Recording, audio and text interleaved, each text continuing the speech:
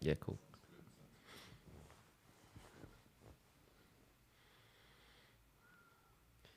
So where do we look in when we do this? Oh, Just we look at can each look at other. each other. If you want to talk to the audience, you The, can look at that camera, oh, but okay, yeah. otherwise we can just Yeah, just like normal.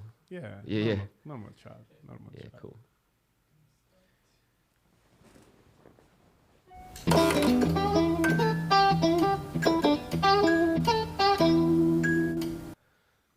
So Winston, thanks for Hi. coming. No worries. Thanks for having me. I think I think that I really want to ask you is what does it take to get to a Khabib kind of level in Jiu-Jitsu? A Khabib kind of level. Yeah, like I think. what do you need to do to get to that level?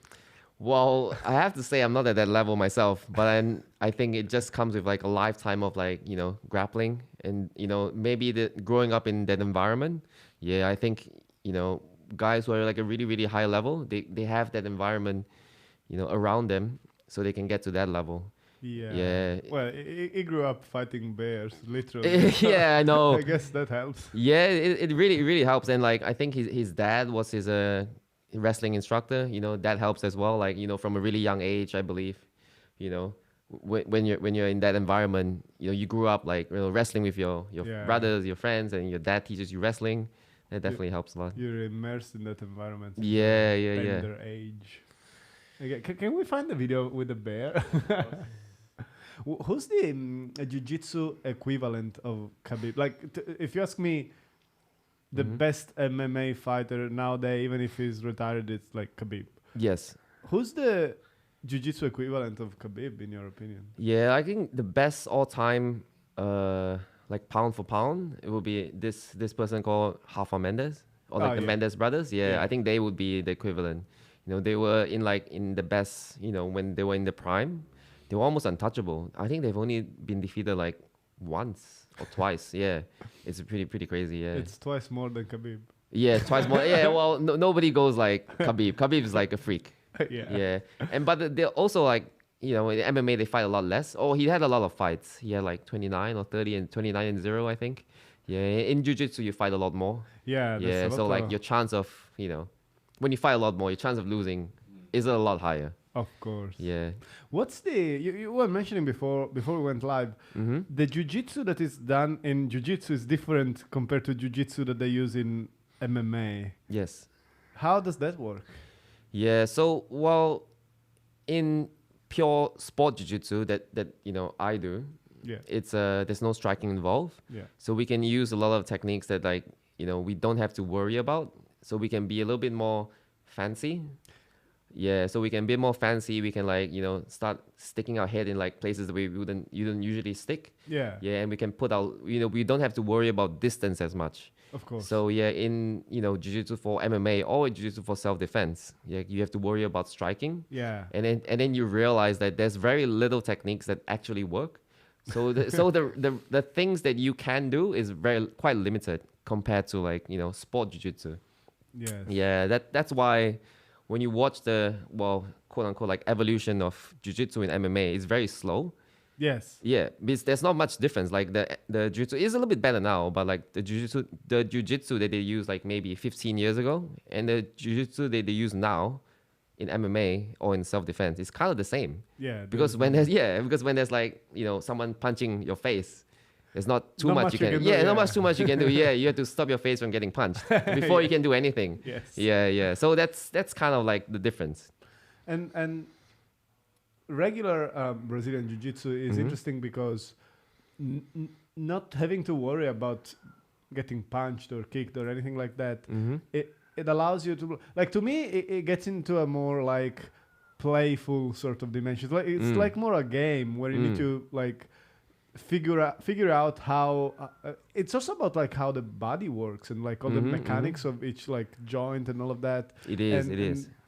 It's like problem solving while you're like on a fight. Yes, yeah. So I like to refer it to as a dynamic problem solving. Yes. Yeah. So like you it's kind of at jiu-jitsu at its level right now in sport jiu-jitsu, it's two people like trying to do what they want to do to each other. Yeah. And it's also a game of like not allowing your opponent to do what they want.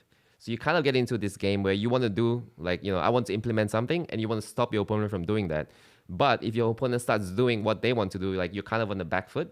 So it's kind of this game of like a little bit like tug of war, like who has the better control situation. Yeah. So that's, dynamic problem solving and like, it's pretty fun. Yeah. And the evolution has really, really helped that, in the recent years, because of, jiu-jitsu being, of pure jiu-jitsu being, in the evolution of pure jiu-jitsu, it has allowed for people to like, people are getting better and better at jiu-jitsu. So it becomes more of a point where like people are creating techniques to defeat the technique of jiu-jitsu. Yes. Yeah, it's like jiu-jitsu, they call it jiu-jitsu to beat jiu-jitsu. Yeah. Yeah, it's not like jiu-jitsu to like beat your opponent. Yeah, it's jiu-jitsu to beat like another like specific technique of jiu-jitsu. It's become getting to that point. Because it gets to the point where like it's pretty obvious what your opponent is gonna do when you have a range of techniques. But if you start somewhere, there is only a certain number of things that are gonna work, and there is another number of things that you absolutely don't want to do, right? Yes. So it's like having to choose like which way is the best based on how you think your opponent is gonna react, and you need to keep adapting all the time, because like if I do this thing, they're gonna react this way. At that point, what am I gonna do? So it's like playing chess. You need to think like a few moves ahead. Yeah, it is. Yeah, a few moves ahead. Yeah. So like, yeah, sometimes when you're ahead, it's easy to be like, oh, I'm gonna do this and do this. But when you're on the back foot, sometimes it's about like, taking a risk. Taking a risk where you have like the least to lose kind of thing. It becomes like a game. You're right. Yeah. What do you think about strength? How important is strength in jiu-jitsu? Well, strength does play like a big part in jiu-jitsu. So I think, well, if you have two people with the pretty similar technique, usually the stronger practitioner will win.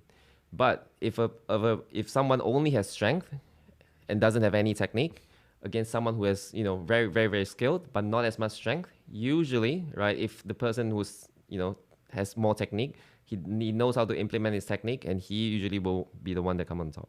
It's easy to notice that when, at least when I'm rolling with like white belts who just started, even if they're like 120 kilos. Yes. It's sort of easy to get around them. Like it is. But but as soon as somebody has like technique and their weight is heavier than mine, there's no way I can. Yeah, but that definitely like 100% like strength does play a part. Yes. Yeah, and then it does help a lot. Yeah, to like sometimes because you're so strong, you can like cut corners a little bit. Yeah. Yeah, but like when you get to a higher level, like just relying on strength doesn't help anymore. But when they get really, really good, when they have the strength behind the technique, that's when they become like monsters. And when you watch like black belts fights, it looks like they're barely moving. Like it's very slow, and it's mostly like a mental game, especially at the beginning. Yeah, especially like at the highest level, because everyone is so good. Yeah. Yeah, and then I think sometimes high level fights can be very, very boring, especially in jiu-jitsu. That's why it kind of never made like to the mainstream, because it's when you make a small mistake, it becomes like it becomes like a slippery slope. Yeah. Yeah, and then jiu-jitsu is a game of like progression. So once you let your opponent progress, or once you start to progress, you can start to like snowball and start to compound. It's unlike MMA or like striking, where there's a lot of resetting. Yes. Yeah, in like boxing, kickboxing, or in like MMA or any kind of striking, there's a lot of like resetting. You hit someone, you go out, and it resets the position. Yeah. Where in jiu-jitsu, you want to progress the position. So once you let your opponent progress, right, you're pretty much screwed. Yes. Yeah. So they're like, they take it very slow. They kind of want to judge. You kind of want to like see what the opponent's doing, right? And then they go from there. How does that help with like mindset? How does jiu-jitsu apply to like daily life? The technique of jiu-jitsu and the whole mindset that's behind setting up your game, progressing very slowly, and figuring out the best way to win the specific match without relying just on strength, but also on technique. how does that translate into like daily life? Yeah, I think it just, just helps with like problem solving. Jiu-jitsu, it's more, I would say, like the training, the training of like just being consistent, like showing up every day, yeah, just showing up every day, and then like knowing that it's like okay to lose. Yeah. That's what I feel like. Not, the problem solving and everything. It's like it does help in like, for personally like my daily life, but then it's more looking at the long term of jiu-jitsu. You can't look at jiu-jitsu as like, okay, I did really badly this day and that means I'm shit at jiu-jitsu. It's more the consistency of like, I come in every day. All right, today I didn't do so well, but at least this is like the few things that I did well. I take these few things away and I apply it to my next session. It's like about the constant learning process. Yeah, That's what I think. And the consistency and the coming in every day. Yeah. And then like knowing, I'm not here to win, I'm here to learn. And it's always playing the long game. Yeah. You want to build a routine. I agree with that 100%. Like it's not, especially when you're training and you're with your teammates. It's not a competition. It's exactly, about actually helping each other grow and like giving the other the opportunity to learn from you and vice versa. 100%, yeah. But when it comes to consistency, I must say I'm a bit shitty. Like, I show up maybe once or twice a week. I wish I could train more. Yeah. That's the hardest part. Like it sounds like, oh, it's easy to be like consistent, but like to be consistent in like something that's hard to do, it's difficult. Like, you say, oh, I'm gonna wake up like 6:30 a.m. every day, I'm gonna do yoga, I'm gonna do this, I'm gonna do that, but you do it for like a week, you're like, oh, I'm not doing that anymore. It's one of the hardest things. Like, it sounds so easy, but to be like truly consistent at like at a high level, it's pretty hard. I'm trying to learn that because I used to be like, I never liked routine in my life in general. And I've recently started, since I've been traveling a lot and I was changing my surroundings and my environment constantly. Like every year I would be in a different country. Yep. And now I'm staying here for a long time. So I'm actually immersing myself in the routinic life, whatever it's called. And some things I realized they help a lot. Like I started to take cold showers and then I never went back to warm showers. Like, yeah. And that's like, I found that super, super healthy. And it's good to know that you have that moment in the day when you like just like energize and wake up and but other things, I don't know. I like in life in general, the possibility to, I think routine fights with, freedom in a way. Like if I know that I have to stick to this routine, I'm not free to do whatever I want to do whenever I want to do it. And that's why like it's hard to commit to things, but then you don't go anywhere, like you don't progress. It is. I know what you mean. Like I think having a routine is like good, but like, from the way I see it, like my routine is the things that I want to do. You don't want to be forced into a routine. Yes. When you're forced into a routine, then you start to hate it.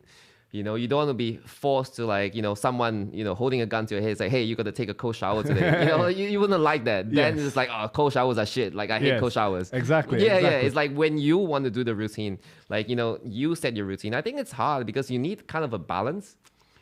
I know what you're saying. Like when you travel too much, you don't have much, balance.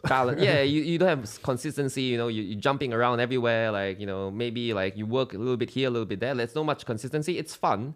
Like, and I could find my balance in that. Like for instance, with Jujitsu, when I was traveling a lot, I was training a lot but you don't build any durable relationships or any sort of like commitment or bond with any academy, any teacher. You just go one gym to another. You go like, oh, hey, I'm traveling. I'm here. Can I train with you guys? And they're always very welcome. In Jiu-Jitsu, like everyone is super friendly and they go like, come and train with us. Where are you coming from? And what can we learn from you? What can we teach you? And then next week you move to another country or city or town or whatever. And that's true. Yeah. It's good, but there is no growth, I think, in that. Yeah, it's a different kind of growth. It's like, when you train with the same, it's different. When you train with like, you have a solid group of people and, you trust them and they trust you, both of you like work together and you can achieve growth. Like maybe more consistent that way. But of course, like too much, it's always about that balance, because you can't have too much of something. Yeah. When you have too much consistency, let's say you train with like 4 people for like 10 years, your growth is like quite limited. Of course. Yeah. You need variety. That's extreme kind Extreme of like example, extreme kind of sense. But like you always need to have a little bit of like change here and there, just to like spice things up. I think it can't be like too consistent. There's always a little bit of balance of everything. Competition, I think, helps as well. Yeah. There's a lot that you can learn from competition. Yeah, definitely. Like competition is a big part of jiu-jitsu. It's not. I believe it's not like the be all end all of jiu-jitsu. Yeah, no. but then like it definitely helps, because in competition, well, number one, when you're training with your training partners, like you don't want to hurt them. Of course. Yeah, you don't want to go like some people do, but like I know most people, they don't want to go like all out and like go 100 absolute 100%, like spend all your energy in the last 5 minutes. Most people are there to train, to have a good time. But then in competition, there's the environment where like you can just be whatever, do whatever to your opponent, because your opponent signed up for it, right? Yeah. When you sign up for competition, you're signing up for like your opponent to give that 100%. Yeah, it's also good to see if your jiu-jitsu like works on like someone who's similar level and usually similar weight, right? See if your jiu-jitsu works. Like it's a real like test. It's the closest thing you can to get into a fight in jiu-jitsu, I think. Yeah, the closest point you can get to a fight without actually being in a real fight. Yes. Yeah, that's what I think. That's the good part. And like win or lose, like you always get something out of it. Yeah. I remember my first competition. I used to train like a lot before I started doing competitions. Like we were doing this. I told you earlier today, like 10 minutes rolls, like 10 in one session, and yes, we were training like twice a day, every day, except for Sundays. Yeah, and then it was fine. Once you get into that routine, you're not super tired, right? Like you can handle it. And then you go to a competition and you do the first fight and you're like completely drained and you have no energy left whatsoever. And like, I can do like 10 times this. Why am I so bad? Yeah. I think it's just, it's just the adrenaline, right? Just the environment and the adrenaline. Like I remember, every time like you're in competition, especially my first few times, like after the fight, you realize like, man, like why am I so tired? Why are my grips like pumped? The forearms are so sore that like you cannot even close your fist. And I never experienced that in the gym. Only the first time at my first competition. Yeah, because of the nerves, like you don't realize like how hard you're gripping. And even it happens even to me now, like after like 8-9 years of competing. Like even now, like after my first fight in competition, like you don't realize how nervous you are and how hard you're gripping. And after the fight, you're like, oh crap, like I'm so nervous, like I'm so tired. What's going on? But then I tried to replicate that in the gym. I was like, okay, I want to see if I get to the same level where I feel the same feeling on my body that I felt in the competition at the gym. I couldn't. Like there is no way that if I'm not sure that there is the kind of like a stress pressure situation, my body doesn't react like that. It's just that like the moment, and then like when you sign up, like, the date is coming, you circle this date on your calendar. Yeah, it's just like all the build up, and this becomes in that moment. It's just hard to replicate. Like you can, but like it's just never the same. Can I ask you guys something? Sure. Yeah. What are the most memorable tournament fights that you guys have? Like both of you. Oh. Like it could be loss or win, like the most memorable ones. I'm not a high belt. I'm a blue belt, and I think I never entered a competition as a blue belt either. Yeah. Maybe once, but was like a gym versus gym in New Zealand sort of. No, not even. Never. I never entered a competition. I was white belt back then. Yeah. So all the competition I've done as a white belt, and I think it's very different compared to like higher belts because you get a little bit of everything, and nobody really commits to. Like I was pretty serious. I was training a lot, and I think the other people I met, they were probably not as committed because as a white belt, maybe you just started or you're just trying jiu-jitsu for the first time and you want to get the feeling of a competition. So definitely. I think. The best one was when I got third place at a national competition. Nice. In Italy, which was my first competition. Oh wow, And first competition ever. You got yeah, third place. the other ones I lost, but the first one went well. There you go. I mean, I didn't win. Third is still no victory. Yeah, wow. Third is better than 0, right? Yeah, But that's pretty good. yeah, That's pretty good for the first one, yeah. And it was fun because all of my teammates were. I remember that one. I think it was either me or just two of us who were still like not eliminated. You know what I mean? Yes, yes. So there was a lot of cheering from the whole team Nice, because yeah. everyone was already like out of the game. Yes, yes. That was pretty fun. Yeah. Yeah, cool. So But that was your most It's memorable probably one, yeah. Most memorable, yeah. Yeah. The first was most memorable. The rest was shit. Yeah, there you go. All right. So for myself, I think the first most memorable one for me, well, it's a bit cliche, but it's like the first time I won a gold medal. Oh, cool. But also, like, it was memorable because, like, I've lived in Australia for 10 years. And the one of this competition, like, I've competed here, like, a few times, but it was the first competition I did overseas. Yeah, so I'm from Singapore. Okay. So when I went to Singapore, I was like, oh, there's a jiu-jitsu competition. So I was training for, like, about a year and a bit already then. So I was like, oh, I was just going to sign up. So I signed up, and I've been training pretty hard. I've trained, I fought, and then I did really well. I went to the finals. So I fought this guy, and then about 1 or 2 minutes into the fight, I did a really nice like takedown. I did really nice move, and I took this guy down. What It was the finals. takedown It was what called fireman's carry. Okay. So yeah, fireman's carry. It was beautiful takedown. I took him down, and then I realized like, oh, something happened. I was like, shit, my shoulder popped.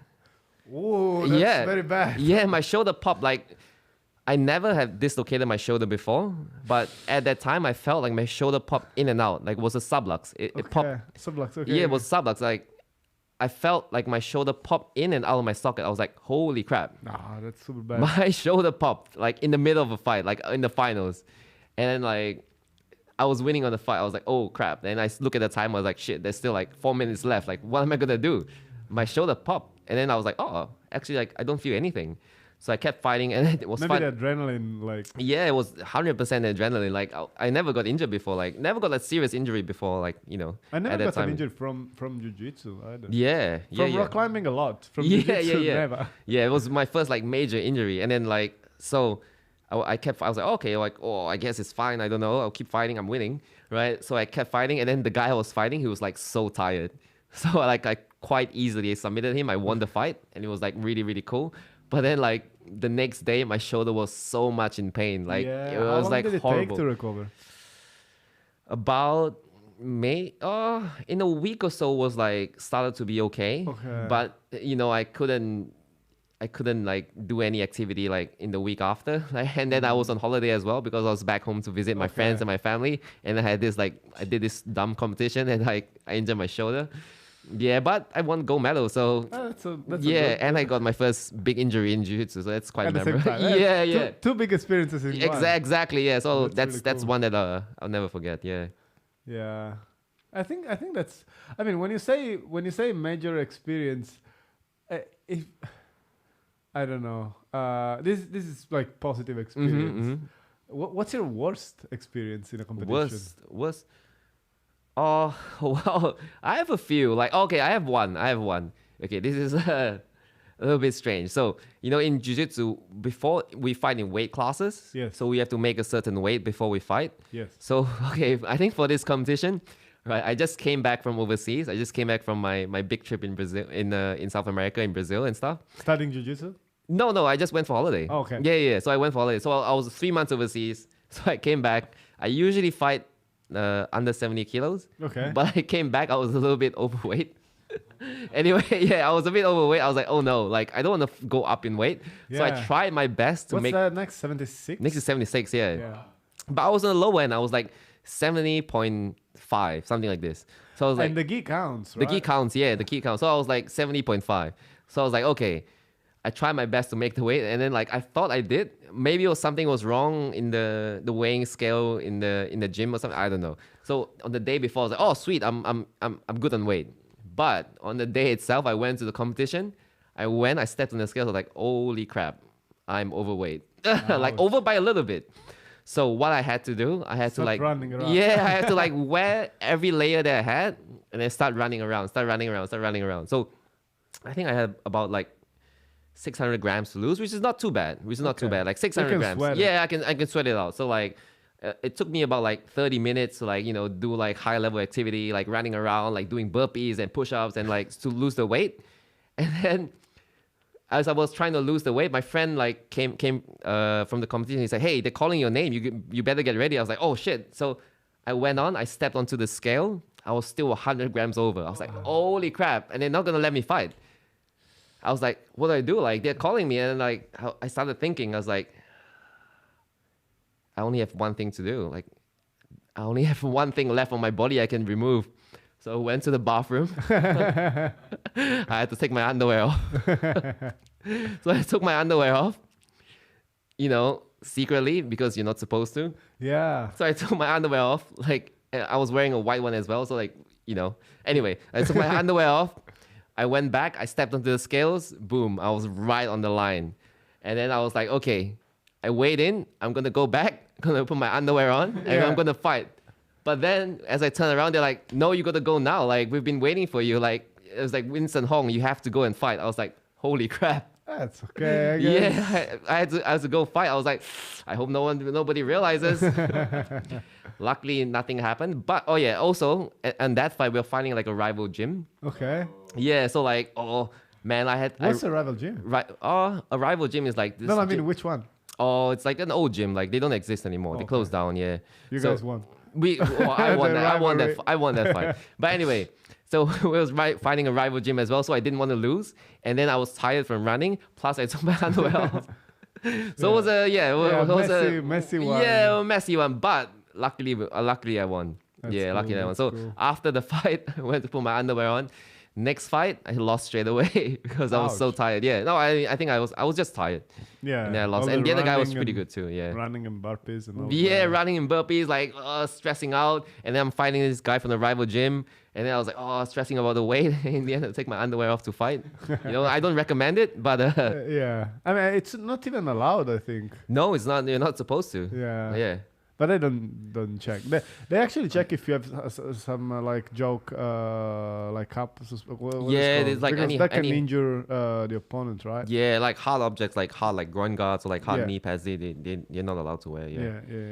Yeah. But that was my worst experience. Also very funny, but like I guess my worst experience. Yeah, 600 grams is not that small to me. I mean, in my. Yeah, I mean, if you have more time, you can sweat it out, but also like use in a high energy. stress, high stress situation, like you have like 20 minutes to lose this weight. Like it becomes like stressful, Yeah. Well, what do you do? Like I cut my ear, like. yeah. But in like a hard session, like a really really hard like training session, you can lose up to like a kilo of like. Just in sweat, in sweat. You can just lose like a kilo of like just in. But then you're super tired and also dehydrated. So exactly. That's probably why I lost my second fight. But maybe, who knows? Yeah, I remember the worst fight I went, like the worst competition. I went to the European competition in Lisbon, and I lost the first. Actually, they didn't even want to let me fight because my gi had a little rip like here behind the collar. It's so stupid. Yeah, but it was like super small that not even like a finger would fit. But they were like, oh, what if the hole gets bigger and your opponent grabs it and then he can break his finger? And so how did they even see it? They just like they were while I was doing weight, they were just walking around and checking. But it was like super super small. And then my instructor gave me his gi. Yes. But that day was like super super stressful because the day before I had a very like bad argument with my ex at the time. Yes. And then I fly from Italy to Portugal. Yes. And as soon as I land in Lisbon, she breaks up with me on the phone. And I was like, oh my God. Okay, holy so crap. I was already not really in a good mood, and then they're like, "Oh, you're not gonna fight because your gi is ripped." And I'm like, what are you talking about? And no, where's my gi? And I went there, and I was like completely somewhere else. And like you don't even want to fight, kind of thing. I lost in less than 5 seconds. Like it was like, start, boom, hardbar, and like okay, gone. Yeah, no, that was bad. Yeah, well, at least did you get some beers after? Like, yes. get some food? There you Yes. go. That's the best Yes. part. Yeah. We had beers after. That Yeah, was, yeah, there you go. At least you didn't, waste your trip to I Lisbon. mean, Lisbon was nice. It's a nice city. It is, yeah, yeah. I was free the rest of the day. The whole team was still there doing their thing, and they won, so they had to compete the day after. And I was yeah, like, okay, yeah. I'm gonna go around and like. In the city and like, Yeah. well, at least you know. I went back to see the final with them, but Nice. the rest of the time, like, it was just like, okay. I'm gonna just, Yeah, it's like, holiday now. Yeah, exactly. Yeah, yeah. So there is always a good thing about losing a Well, competition. yeah, yeah. You know what? I always think like, well, if you do like compete or something, it's a hard thing, right? So after that, you need to let loose a little bit. I always think so. Win or lose, you get some beers, get some burgers, or whatever you enjoy eating, and that's the best. Yeah, Win or lose, like whatever happens, you always get good food, drinks, and a hangout with your for the friends. experience. I guess if it's not when it's your career, it's different. Like It is, if you yeah. live out of like competitions and jiu-jitsu or MMA or whatever, Yep. it's completely another story. It is. But yeah. if it's like, even if it's something that you do with a lot of commitment, but just out of passion, then regardless of the outcome, is always a good experience. That's true. You're Yeah, just that's true. having Yeah, fun and putting yourself out there and competing. I yeah, think it's good. yeah. How did you guys actually start Jujitsu? What was the moment that? I go first. Okay. I studied martial arts a lot when I was a kid. I was doing karate when I was like super young. I never really liked it because like I think I liked karate as a tradition and like the story behind it, the origin, and all of the mentality was really interesting. And as a show, it's also nice to watch. Like But karate. Yeah, Yeah, but it is very entertaining. It's it's- very flashy. yes, and Yeah. I think it's actually to watch at the time, especially, was to me more entertaining than jiu-jitsu. Like when the first time I saw a jiu-jitsu fight on YouTube or whatever it was like, what are they doing? Like they're just hugging each other, Yeah, rolling in the right. mud. Like it's super boring. But then, so I was studying a lot of martial arts, mostly on paper, like the origin and the tradition and like the technique, but like how it got developed. And I was not practicing much. I was practicing a little bit of judo for a while. Okay. Yeah. Karate for a while, and judo. I forgot everything, and Jeet Kune Do a little bit. Oh, like the Bruce Lee one. Bruce Lee one, Yeah. which is not a real thing because Bruce Lee died before he could, popularize it. So Right. like it got carried on by different students, and Yep. everyone has his interpretation. And I don't know. At least in Italy, there were different styles. So there was a Jeet Kune Do concept and Jeet Kune Do like original and something else. Okay. Oh, yeah. Yeah, and Interesting. it's all different. But it takes a lot from Wing Chun and Yep. a lot from box. So it was really really interesting. And then a friend of mine who was a Jeet Kune Do instructor, he told me like, you should try Jujitsu.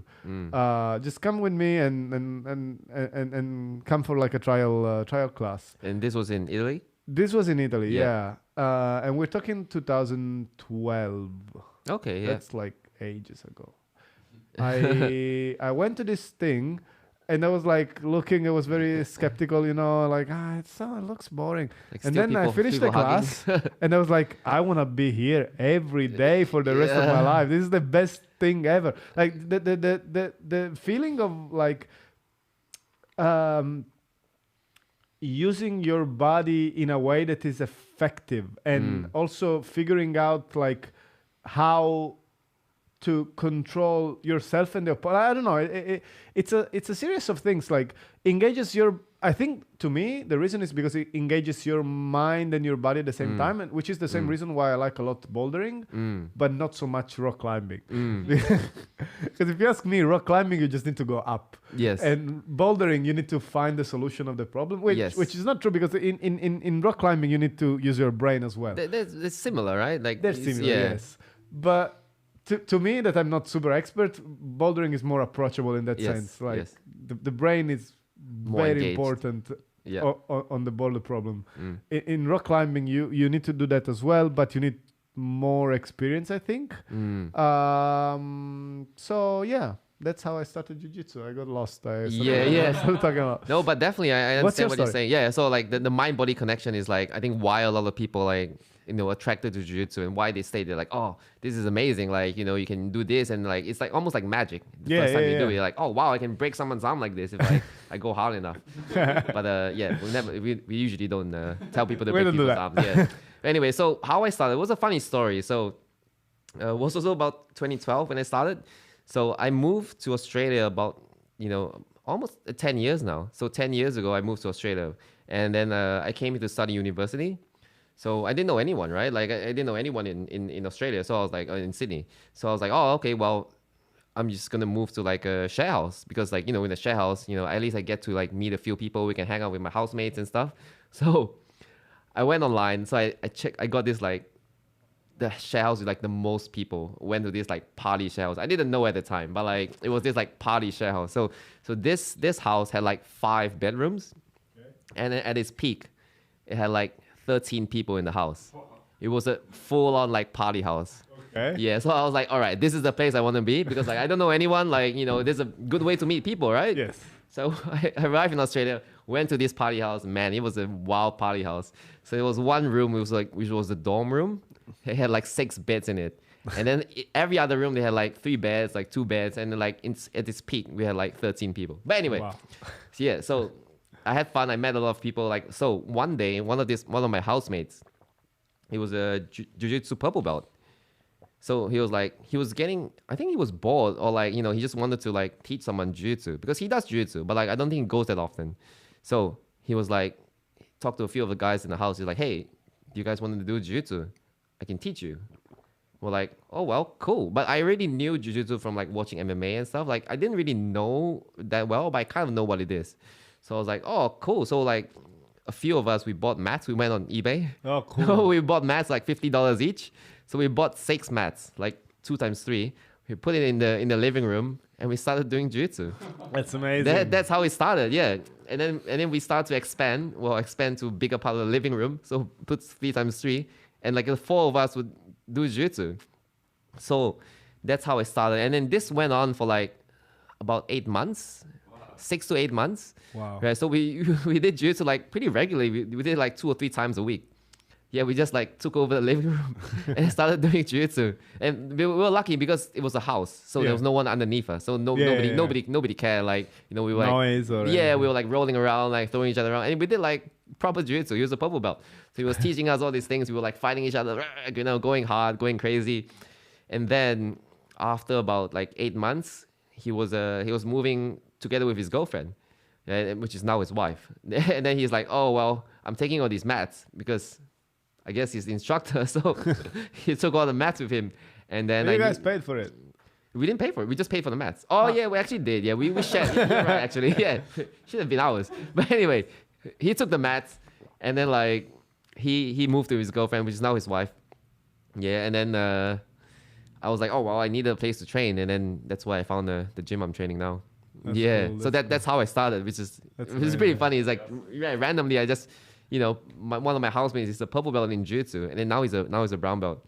Okay. And then and you're not black belt. I'm not black belt. Yeah. It's funny, I got my black belt before him. But yeah, that's how I started. It's a pretty crazy story.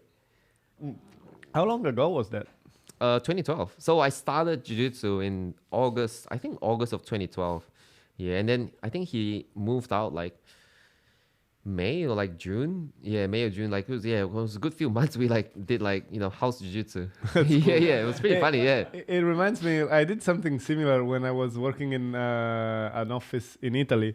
We had like 2-floor office, and the ground floor was empty because we wanted to build some sort of like co-working areas, like showroom. We never built it, so we only had like computer programmers upstairs.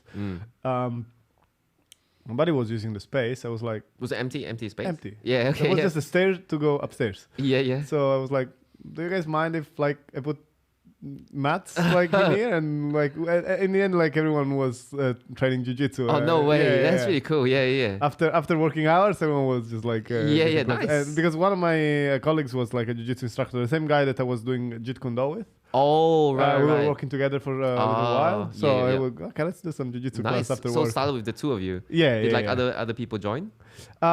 Just a couple of other colleagues. Or just like they were messing- trying once in a while, but not Yeah, really. It was just a yeah. space to, because I still was going to the actual jiu-jitsu with a proper instructor and all. Yeah. We were also training after office hours because we wanted to train more. No, yeah, that's cool. Yeah, it no, was that's cool. super, Like, you super know, like good. lunchtime or like after Yeah. work, just like have a bit of a Yes. roll. That's pretty cool. Yeah. It was amazing. Yeah. Do you still do competitions? Yes, I do. Like, not When's as the much. next? Huh? When's the next? Yeah, I don't know. Like, I was thinking maybe in November. It sounds very far away. Like November, like It's not October. that far. Yeah. I mean, it's this year. Of this year. Yeah, this year. That's. I usually only do the big ones now because I work a lot in the competitions. What's the biggest competition in In Australia? Australia, so like that's the biggest competition. So it's what we call the Pan Pacific. So by Okay. the International Federation. So the International Federation, they come like once a year. They do like a big competition. So it's called the Pan Pacific. EBJJ. IBJJF, yeah. So Yeah, they do like IBJJF. it's called a Pan Pacific, like the Oceania region, but it's pretty much just Australia and New Zealand. Okay. Yeah, but some people from Pacific Islands come too, but not that often. But anyway, so it's considered like the biggest competition in the region. So it runs over 3 days. Yeah, That's cool. it's pretty Is big. it in Sydney? It's always in Melbourne. Always Melbourne. Yeah, okay. it's always in Melbourne. Cool. So it's also nice, like, you know, just to go somewhere else and like, you know, yeah. just focus on that. And yeah, so I usually do the big ones now because I usually work in like the local competitions. yeah. And, you know, it's the local competitions, there's less like higher belts like fighting, less like, you know, higher level guys fighting. That's Because like the higher level guys, you know, a lot of them like coaching or like, you know, they have their own, you know, they do their own thing. They're like teaching on the weekends or like whatever. So they tend not to do the local ones. It's a weird thing. They only do like the bigger competitions. So that's why a lot of the higher level, like the brown and the black belts, they only do like the bigger competitions. Yeah, because makes sense. there's less people, or like you get one fight. So Yeah, like it's yeah. not really worth the time. I remember as a white belt, like it would be like 4 or 5 fights in a competition. and it's Exactly, like, yeah. It's not sustainable. It's exhausting. Yeah, By the yeah, third it's fight, tiring. you're already dead. Like, Yeah, It's exactly. not even. You don't even enjoy it. Yeah. What? Let's talk about technique. Do you have a favorite style or technique?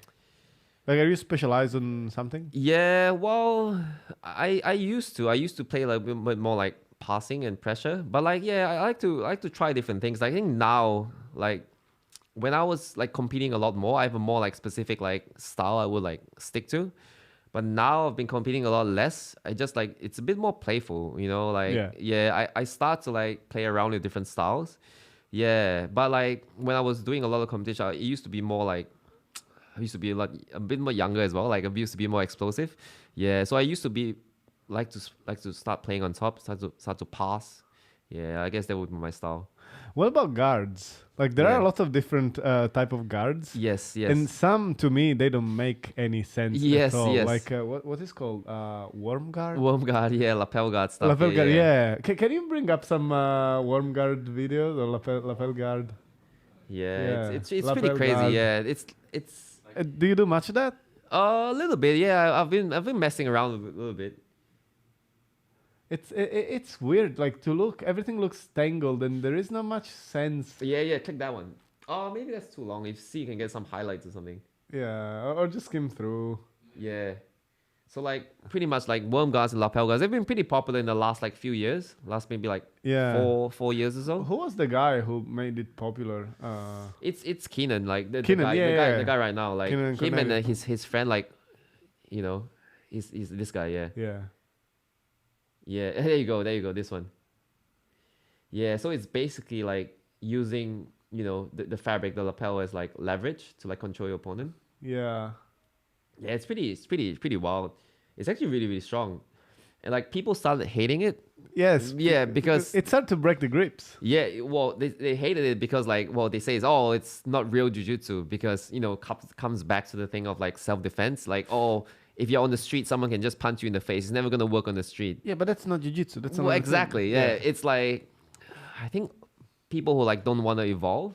Yeah, people who don't want to evolve say like, oh, it's just not gonna work. I think people just resistant to change, you know. I mean, you need to accept the fact that if you're doing, especially like jiu-jitsu with a gi on, you're never gonna use those skills in a fight because you don't go out wearing a gi. Exactly. Except yeah. for now. But except for now. Yeah.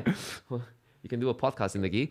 But yeah. But yeah, exactly. It's just the evolution of the sport, it's just how the sport is going because people are like, innovating and like, doing, as I said before, like Jiu-Jitsu to beat Jiu-Jitsu. So this is Jiu-Jitsu to defeat Jiu-Jitsu. Yes, exactly. Because it's never going to work on the street. You're never going to find someone in a gi on the street. Yeah. Yeah, so... There are other guards that are like... I for instance, I don't like butterfly. Butterfly guard, yeah. It's good, but I never like. I don't think it works with my like body physique. type. Yeah. It is quite body. Sometimes it's like quite body type dependent as well. Like how flexible you are. Like for me, like it kind of works because also getting in that position, I think it works very well in nogi. It does. It works good in the gi as well. Like, but in nogi is getting more popular, especially nowadays. Yeah. And then, the guy who like was really, really good at it, coming out right now is Marcelo Garcia. Yeah. But the thing is, like, he's quite short and quite stocky. So I think it works very well for him. If you're stocky, then yes, definitely. Like naturally, like it just works very well. Especially like someone like you, like with long legs and like long limbs. I like to do other things. Yeah, I like spider guard. I like De La Riva. I like berimbolo. Exactly. Yes, stuff like that will suit you better. But that's the good thing about Jiu-Jitsu because like whatever body type you have, you kind of like find the best style for yourself. Yeah. As you progress to a certain point, like you find like the style that suits you the best. Yeah. There you go. This. I'm starting to learn a lot half guard and X guard. Yes. These things like because you're teaching me. Yeah. And I'm really loving X guard. Yeah, it's cool. Yeah, Marcel is really good at X guard too. Yeah, so it's like a natural progression. It's one of those things like I think Jiu-Jitsu is good in the sense that like you can try many different things and usually you find something that works for you. Yeah. Like as you keep progressing, as a beginner, like nothing works, right? As a beginner, you're just getting smashed all the time. Yeah. But like as you start to progress, and it feels like a video game in a way. Like you unlock new powers. It is. You discover new moves and yeah. Like you're right. Like each time you go to training, you earn a bit of experience, and then sometimes you level up. Yeah. Sometimes you level up. Yeah. Exactly. If you go competition, when you win, you level up more. Or if you lose, it doesn't matter. Yeah. What's I'm trying to think of there was a technique that I can't remember, but. Some techniques only work in a in a specific context. Yes. How do you know because you don't know your opponent? Like you can make assumption based on the body type and all of that, but how do you know? Like when you start a new fight, like what's gonna be the most effective way to deal with the opponent? Yes. Yeah. So I think like how do you choose the style to start with? Yeah, unless you already know the style of your opponent, I think it's hard. Like let's say in a competition where you don't know how your opponent's style, maybe your opponent doesn't know your style either. Like a lot of people they fall back to like what they're good at. Yeah. Yeah. So like they kind of like default to what they're best at, like what works the best for them. Yeah, I think that really works. And then in Jiu-Jitsu, if you get someone, in a compromised position where they're forced to do only one thing, only to defend, then it's easy to defeat them. Yes. Because a choke works on everyone. Yes. Yeah. That's the good thing about Jiu-Jitsu is like when you choke them, everybody's gonna either go out or they're gonna tap. Yeah. So you're just getting to that point is the hard part. Of course. Yeah. Some people are more resistant to chokes, and they're more like sensitive to joint locks and like arm bars. Yeah, definitely. Depending as well. Depending as well, yeah. But you're right. Like some people. That's why it's always good to have like multiple weapons, not just only like rely on one thing. Yeah. When you only have like one trick, it's easy to defend it. I'm very bad at attacking legs, for instance. Like, I never do that. Like ankles and knees, I have no idea how to. Yeah. It's just like a progression kind of thing. Yeah. It's really effective as well. Especially like nowadays, like people are like doing a lot of like leg attacks. Yes. And different things, especially in nogi. Yeah. Oh, this is like Khabib and the bear. What kind of? He's attacking the leg, isn't he? Yeah, there you go. Like. I mean, if you grow up like that. there is no chance you're not gonna be the Yeah. absolute world champion, right? Like, you know what? Like, even now, I wouldn't wrestle with a baby bear. I'm telling you right now, if I see like a baby bear, oh, Jesus, they even yeah, I'm not wrestling with that bear. Like, you never know when mama bear is gonna come. Yeah, this is like animal abuse anyway. It's, I remember hearing Khabib's interview, and he was saying the bear started biting him, Yeah. and his dad told him to bite the bear back. What? The bear's just gonna bite harder. That's a baby bear. That is insane. Yes. That is like really insane. Like he's doing like proper wrestling on it actually. Yeah. Yes. He's trying proper techniques. Yeah. I think they both like the strength is about like even. I don't know. I think the baby bear's going easy on him. Or maybe he's going easy. Yeah, I Baby don't bear know. is going Maybe easy. the baby bear thinks it's a game. He's just going easy on him. Oh, the baby bear is playing. Yes, that's for sure. Yeah, it's not yeah, like yeah. attacking, but No, yeah. yeah. But there you go. That's a bite. Do you see? Yeah. It was biting his jacket. There you go. But he's playing like he was playing with another baby bear. That's basically. true. Yeah. Even though this must be painful, like it's Yeah, biting that his head. Like That is so funny. I don't know. Where is this again? In which part of the world? Dagestan, in Dagestan, Russia. yeah, where it's from. 1997. Okay. Yeah, I don't recommend it. No. There's no bears in Australia. We're just gonna wrestle with kangaroos. Yeah, I don't Kangaroos think that. can be dangerous as Yeah, well. they are like the big ones, like the Yeah. red kangaroos. They're humongous. Have you seen the guy who rescues the dog? and- Oh yeah. That was a mad one. The guy like just punched the kangaroo, and Yeah. then the kangaroo was like, oh, was stunned for The half a kangaroo second. was like surprised, genuinely surprised. Yeah, like, he got he didn't stunned, see like, that coming. He was like, really? yeah, you got stunned. It's pretty funny. Yeah. Oh, there you go. Yeah, that's the one. I don't recommend that either because if a kangaroo kicks you, like it can break your ribs and like Yeah, send you you to the probably hospital. Like You're probably gonna die. I understand the point of like saving your dog. Yeah. I don't know how you get into that situation in the first place, like where you're in the middle Where of he's nowhere. being, where he has to be for that to happen. Yeah. Like, why is your dog trapped into a kangaroo? Yeah. Like, It's a big dog Home. as well. Yeah, why is that happening? I don't know. Oh, it's pretty brutal. Yeah. Like why can't he just run? Just punch it. And I like how the kangaroo like freezes. Like, Yeah, it's like oh, he was dynamic. Like, he stunned. was moving around. And Yeah, then, yeah. like, as soon as he goes like, what? what the fuck was that? Like, but like okay, at this point, look, he runs up. Okay, Yeah. and then it's still kicking the dog. it See? is yeah, it is still killing the dog. And then at one point he releases the dog. And then why does he want to fight the kangaroo then? Yeah, also at this point, like At this why does point, he- it's pure revenge. yeah, well, Like- probably right. I Like, need wha- to avenge my dog. Yeah, but wha- see how the kangaroo is jumping, like he's ready like, for ready a for a fight, boxing fight, yeah. and then bam. But like, yeah, I don't understand like why at this point why do you have to punch the kangaroo?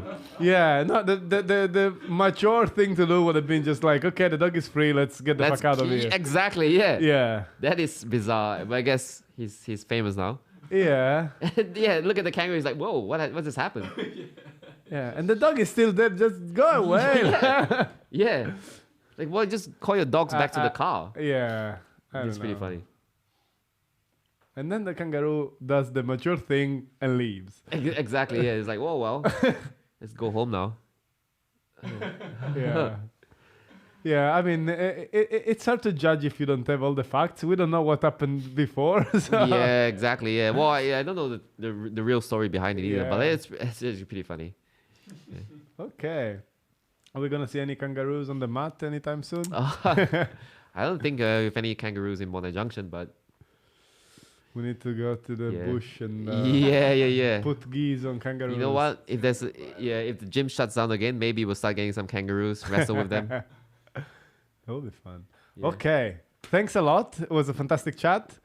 I'll see you on the mat. Yeah, there you go. Hopefully, I'll see you more consistently. Yes, Get that I'll try jiu-jitsu to be there going. more often. It's Yeah. it's hard to juggle with work and It is. rock climbing, and I haven't done much rock climbing lately either. Yeah. But yeah, Yeah. Jiu-Jitsu is my first love. So Nice, I nice. love That's like good. training Jiu-Jitsu. Just like Yeah, man. People ask me like, oh, how many times a week should I train? Like, should I train like? Well, they ask me how many times I train. I say like train twice a day, but like they say, oh, how many times do you train? I always tell them like train as much as you can. yes, You know yes. what you can afford. Like you don't have to put a number. If you put a number on it, I'm gonna train like 5 times a week. You know, you're gonna get stressed if you don't make that Yes, 5 times a week. exactly, Yeah. So exactly. you always try to like say like, okay, I'm gonna work around it. You plan around it. You know, you give yourself as many times as you can. Yeah, you don't want to have you don't need it to be a stressful situation. I used to train twice a week, and it was not stressful because I was able to do it. Like I had enough free time, and I was actually enjoying it. But if I had Exactly, to yeah. commit right now and give up on other things, like it's gonna be a mess. So, Exactly, yeah. It yeah. just becomes too stressful. If you want to commit more, then you have to like start planning a little bit better. But like I always tell people, like just do as much as you can. Like and if you can't do as much, you can't like train like 4 or 5 times a week. That's okay too. You know, as long as you come in, it's you not even enjoy that yourself. much. Like 4 times a week is not that much. It's not that much, yeah. I mean, like, well, actually, it sounds a lot. Like, imagine, like, you say to someone else, "Oh, I do like basketball like 4 times a week." I was like, "Wow, that's a lot." That's different. That's Yeah, I mean, it's like a serious hobby. Like, Yeah. if you do more than 3 times a week, I think it becomes like a serious hobby. yes. Yeah. If you do twice a day, then That's a career Yeah. or obsession. obsession. Yeah. Yeah, obsession. Yes. Thank you very much. Oh, and thank you good guys. night. Thanks for having me. Us. Os.